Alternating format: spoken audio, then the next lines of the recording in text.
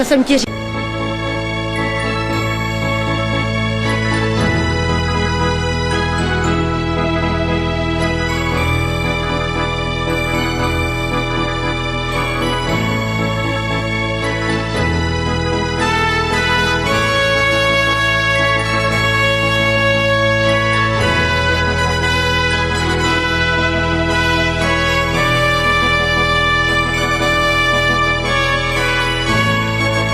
Vlastně to udělala dobře.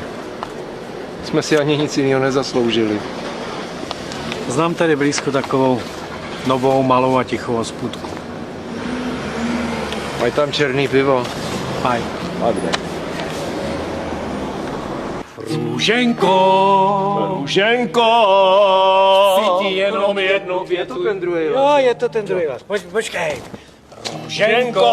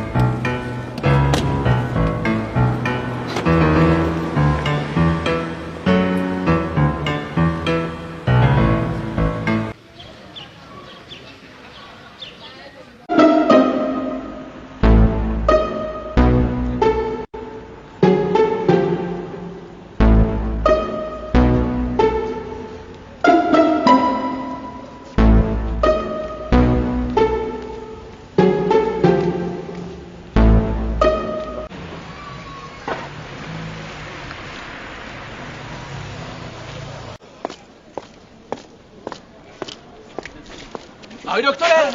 Ale kde teď ležíš? No. Ale co ten vohoz? Pojď, jdeme na metr svačiny. Nemůžu, Jak to? za hodinu mám hodinu. Hele, za hodinu se nasvačíš 3krát, pojď.